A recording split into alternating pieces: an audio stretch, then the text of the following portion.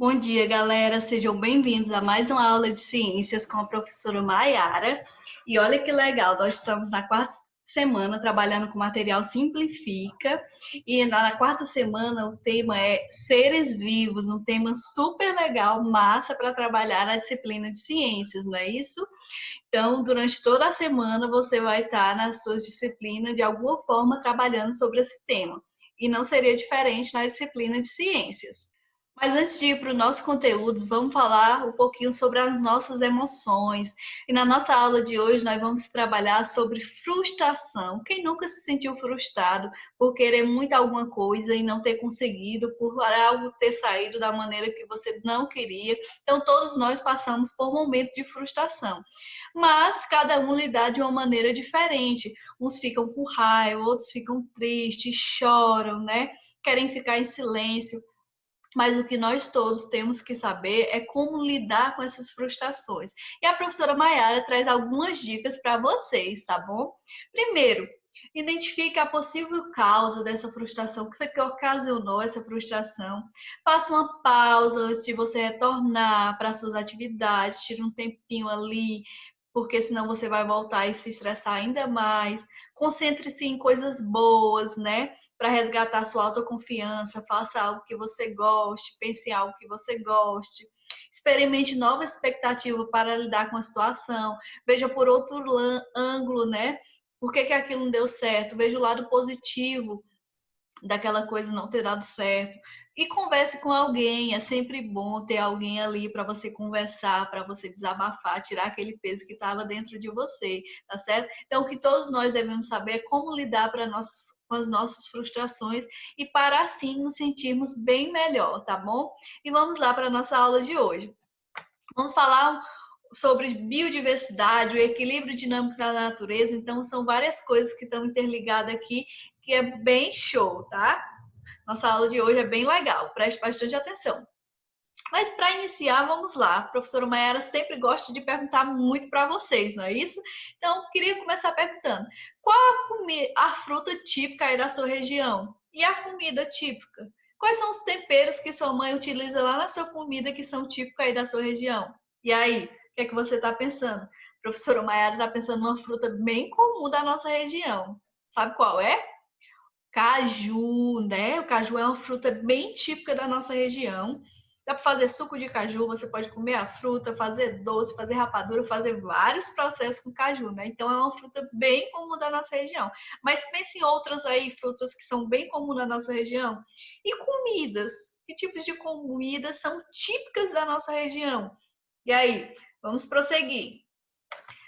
Você conhece o pequi? O que é pequi, professora? Gente, essa foto do lado é uma foto de um pequi, né? Normalmente esse fruto ele é encontrado no centro-oeste do Brasil, ou seja, ali mais para o bioma cerrado, tá certo? E a professora Maiara não conhece. Talvez vocês conheçam ou não, possivelmente viram por foto, na TV, no celular, a professora Maiara só conhece assim, né? E com esse pequi, é feita uma comida bem típica lá dessa região, que é o arroz com pequi. Já imaginou arroz com pequi, arroz com fruto? Se você quiser saber mais sobre isso, pode clicar aqui, se ficou curioso, você vai entender um pouco mais sobre esse arroz com pequi. Mas por que a professora Maiara está falando de pequi, de comidas típicas, disso tudo? Gente, porque o nosso país, ele tem uma grande diversidade de vegetação, de animais, e isso vai implicar diretamente nas frutas que nós temos disponível para o consumo, nos tipos de comida, né, nos tipos de tempero. E por que há essa diversidade tão grande? Porque o nosso país ele é composto por vários biomas diferentes. Desde a Mata Atlântica, Floresta Amazônica, Pantanal, Cerrado, Caatinga, entre outros biomas. E cada bioma desse, ele está situado em uma região, né? E vai ter um clima diferente, a temperatura, né? Vai ser diferente, às vezes é mais úmido, mais frio, mais quente. E dependendo da temperatura, a vegetação ela vai ser diferente. Às vezes a vegetação vai ser mais fechada, outras mais abertas. As plantas elas vão ter portes arbóreos, outras vão ser arbustos, né? E isso vai interferir também nos animais que ali vivem, tá? E assim, você vê que há uma diversidade muito grande. Então, dependendo da região, as comidas típicas, as frutas, elas vão mudar, tá bom? Mas aí eu vou falar para vocês. Será que é só nós seres humanos que comemos pequi? A pergunta é: não, né, gente? Aqui a gente pode, não, os frutos não são exclusivamente para a alimentação humana, eles também são consumidos por outros animais. E aqui a gente tem um exemplo do pequi, né? O pequi, a cutia se alimenta do pequi, os veados, os humanos, as araras, tá bom? Mas aí eu vou trazer para o exemplozinho do caju, que é muito conhecido por nós, né? O caju, será que é só nós que nos alimentamos do caju? Não, né, meus amores? A gente sabe que não. Que se você observar lá no seu cajueiro, quando tem um fruto, o pássaro vai lá e come esse caju também, não é isso? Então não é só você. Você pega esse caju e você coloca para o seu animalzinho doméstico lá, como o porco. Então vários animais se alimentam desse pseudofruto, né? O caju. Então não é um alimento só exclusivo seu, né? Então quando a gente olha a biodiversidade aqui no caso do pequi, do cerrado, né? Muitos animais se alimentam desse pequi, assim como o nosso cajuzinho. E aí eu pergunto uma coisinha para vocês. Observe o esquema ao lado. O que aconteceria se um fazendeiro resolvesse injetar altas doses de agrotóxicos nos pequizeiros de suas terras? Antes de responder esse questionamento, porque você não deve estar entendendo por que desse questionamento, nós vamos falar sobre cadeia alimentar, transferência de energia e bioacumulação. Professora, eu me perdi todinha. Se acalme aí, tá bom?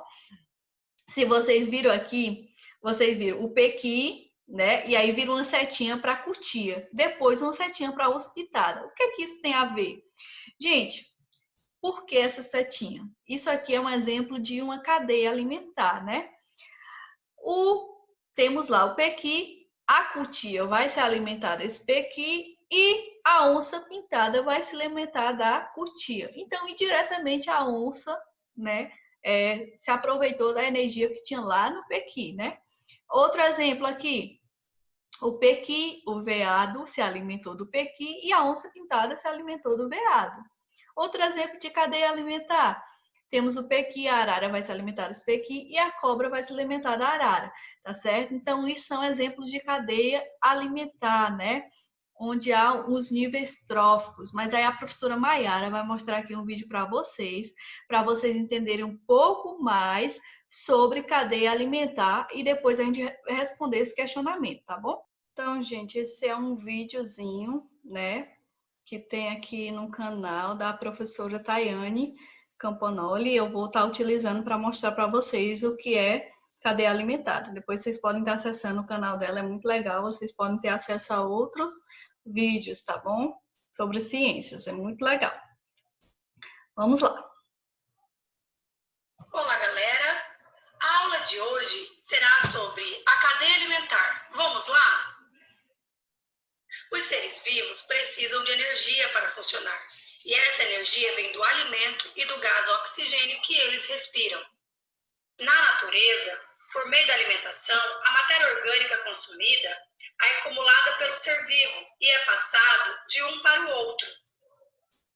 Chamamos de cadeia alimentar as relações de alimentação entre os organismos. É uma sequência alimentar que começa pelos produtores, ou seja, aqueles que produzem a matéria orgânica através da fotossíntese, como plantas e algas. Em seguida, nós temos os consumidores, aqueles que não produzem o seu próprio alimento. Vamos dar um exemplo de cadeia alimentar. Capim, que é comido pelo grilo, que é comido pelo sapo, por sua vez serve de alimento para a cobra. Para mostrar a sequência, utilizamos seta, e sempre em direção do ser que está comendo. Por exemplo, a seta sai do capim e vai em direção ao grilo. Uma cadeia alimentar sempre começa pelo produtor. Podemos utilizar a letra P, maiúscula, para representar o produtor. O próximo consumidor primário é representado pela letra C e o número 1.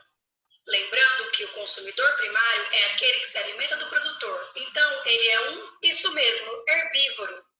Em seguida, temos o C2, ou consumidor secundário, que é carnívoro e se alimenta de outro animal. O consumidor terciário, C3, são carnívoros que se alimentam de consumidor secundário.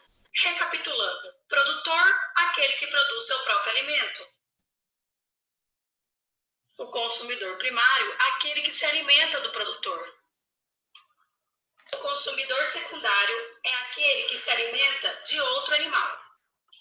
O consumidor terciário é aquele que se alimenta do consumidor secundário, ou seja, ele é um carnívoro.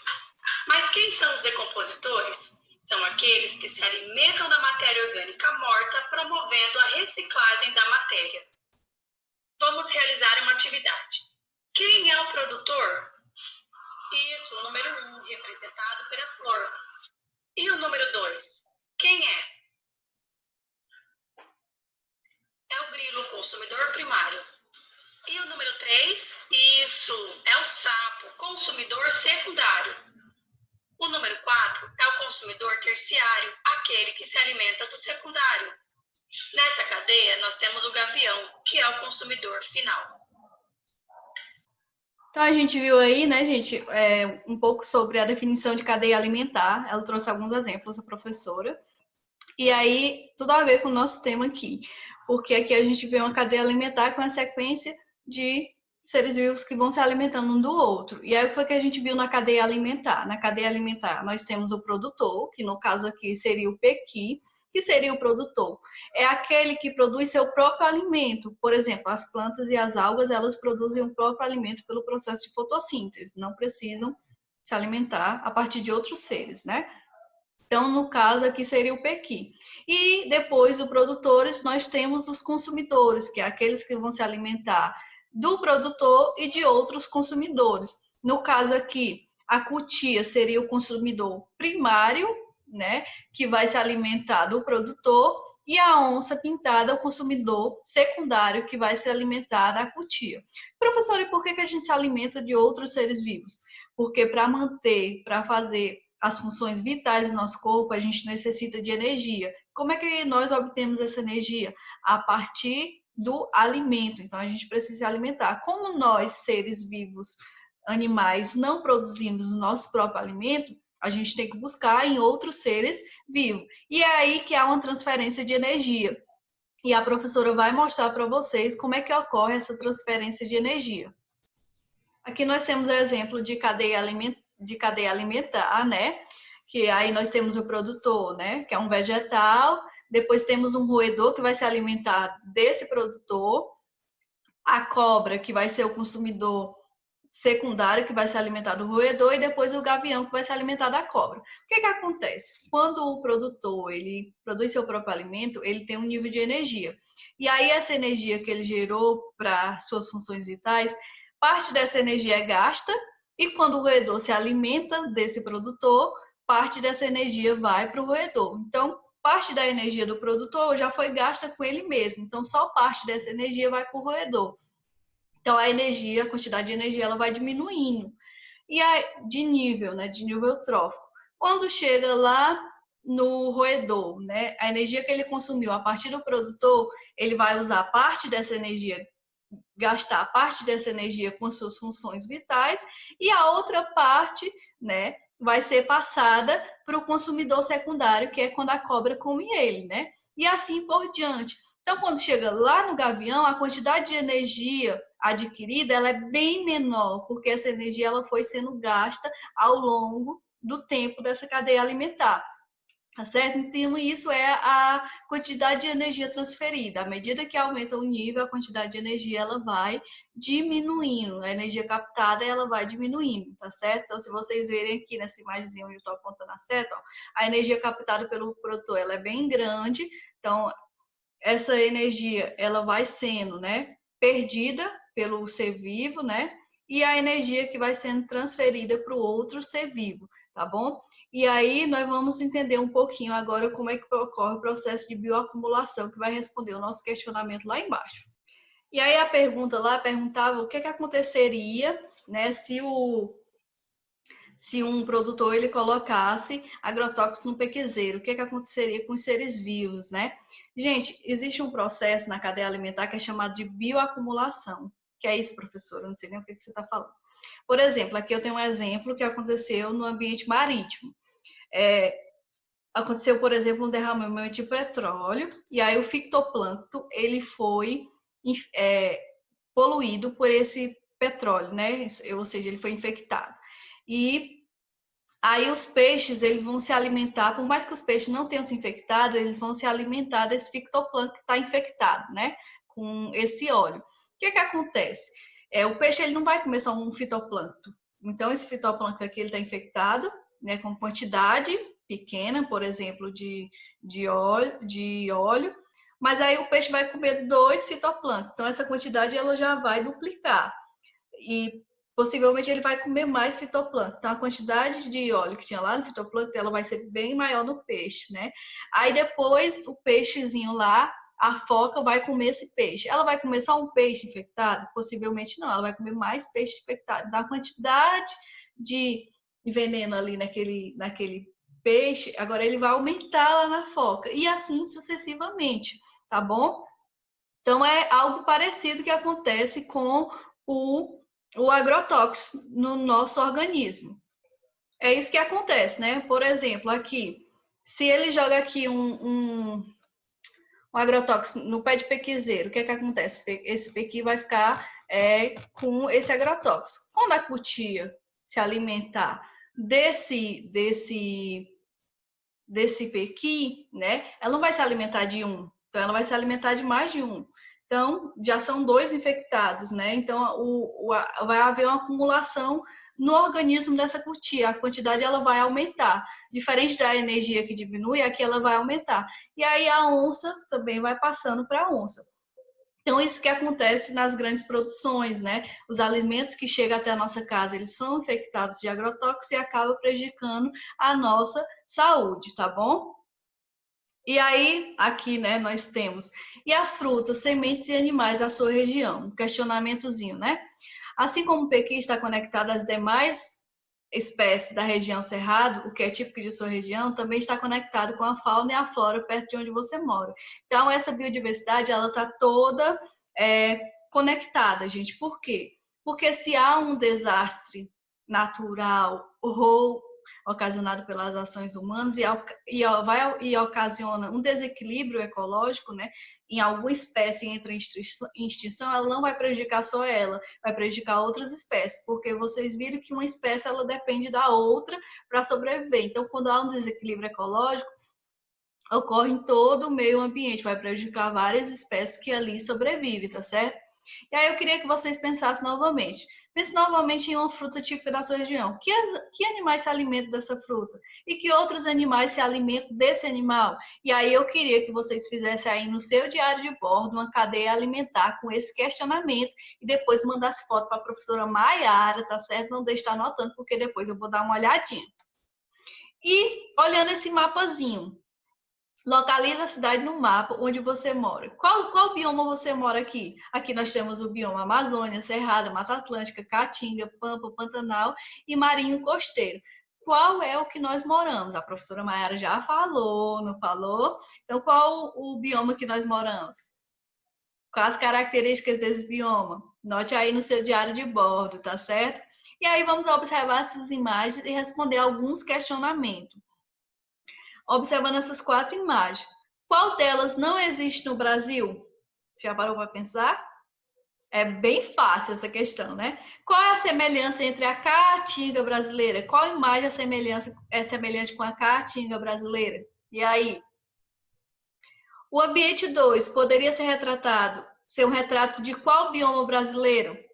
Esse ambiente aí onde é uma mata mais densa, as árvores têm um porte arbóreo, né? As plantas. Qual seria? Vamos lá, identificar. O ambiente 1 seria muito prejudicado se houvesse algum acidente ambiental? A gente já falou sobre isso. Diga aí que problema seria esse, né? Então, a biodiversidade está, como eu já falei para vocês, toda conectada, né? Qualquer alteração no ambiente afetará todo o ecossistema da nossa região, né? Quando há um desequilíbrio, tá certo? Quando há um desequilíbrio ecológico, ocasionado seja ele natural ou pela ação humana, vai prejudicar todos os seres, porque um depende do outro para sobreviver. E aí eu queria que você se perguntasse, né, quais são os maiores problemas ambientais enfrentados pelo bioma, né, onde nós vivemos, onde nós moramos, que é o bioma Caatinga. E aí, qual o maior problema ambiental que você acha que ele enfrenta? E qual seria, né, como isso está prejudicando a flora e a fauna? E como a gente poderia estar realizando ações para diminuir esses impactos? Escreva aí no seu diário de bordo, tá certo? Quais são os problemas ambientais enfrentados pelo nosso bioma e quais as consequências sobre a fauna e a flora, tá? Não esqueçam. Aqui nós temos um caça-palavrazinho que você pode estar fazendo no seu caderno e você vai encontrar 7 expressões ou palavras que correspondem a ações para minimizar os impactos ambientais sobre a biodiversidade, tá bom? Não deixe de estar procurando. Daqui a professora está vendo algumas já. Gente, e olha que legal esse desafio para vocês. Você sabe o que é uma espécie bandeira? É um animal usado para promover a educação ambiental e conservação da natureza, tá certo? E aí eu queria propor para vocês, se você tivesse que escolher uma espécie bandeira da sua região, qual seria? Qual seria a espécie que você colocaria como espécie bandeira da sua região? Crie um mascote para o seu bioma, tá certo? E coloca aí no seu diário de bordo. Você pode estar desenhando, estar escrevendo o mascote que você escolheu para o bioma em que você vive. Leve em conta, né, as espécies endêmicas dessa região, o clima. Não adianta você colocar um urso polar que não tem nada a ver com a nossa região. Então, preste atenção. Então, gente, a gente viu, né, um pouco mais sobre os biomas brasileiros, né, que cada um tem suas características devido ao clima, à vegetação, não é, aos tipos de animais. Então, são características típicas de cada bioma. Aprendemos que existe uma relação de interdependência entre os seres vivos, eles dependem um do outro, né? A gente viu isso na cadeia alimentar. E exploramos como minimizar os impactos das ações sobre o meio ambiente.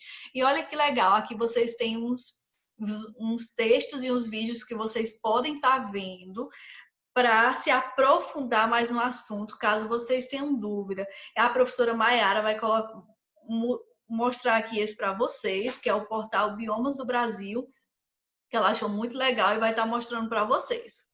Aqui nós temos, né, uma representação de alguns biomas brasileiros: a Mata Atlântica, a Floresta Amazônica, o Cerrado, a Caatinga, Pampas, Pantanal e ambientes costeiros. Eu vou fazer um spoiler bem rápido para vocês sobre cada um, né? A Mata Atlântica, né, que ela fica ali mais na região costeira, né, do Brasil, é uma mata mais densa, né, com vegetação de porte arbóreo e que já foi muito destruída devido à ação humana, né?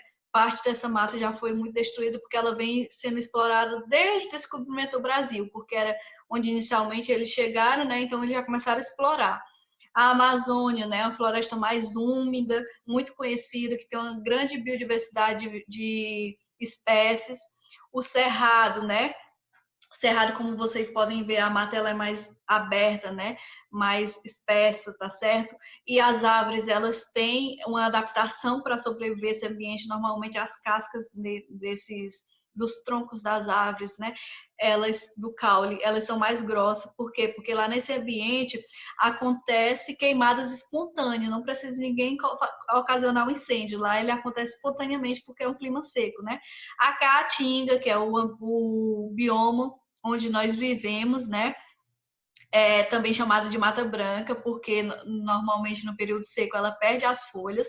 E por que ela perde as folhas? É uma adaptação ao clima, né, quente, porque é através das folhas que ocorre a transpiração dessas plantas. Então, elas têm adaptações para não transpirar e perder tanta água, já que não há uma grande diversidade de água aqui disponível, né? Então, outra adaptação da vegetação da caatinga é que as folhas são modificadas em espinhos, justamente para perder menor quantidade de água, tá certo? Temos os pampas, que é mais ali na região sul do país, o Pantanal, né, que são os pântanos, é uma região bem alagada, e as regiões costeiras, que é aí mais, por exemplo, uma região onde tem muitas restingas, dunas, aí quando a gente chega já perto de Jericoacoara, né, a gente pode considerar, tá certo? E aqui, se você clicar em cima, você vai ver um pouco mais de descrição de cada um deles, mais que a professora Mayara falou. Aqui tem um videozinho que vocês podem estar assistindo, então acesse esse material que é muito legal para você obter mais informação. Então, meus amores, essa foi nossa aula de hoje. Eu espero que vocês tenham gostado, tá bom? E a gente se vê na próxima aula. Tchau, tchau!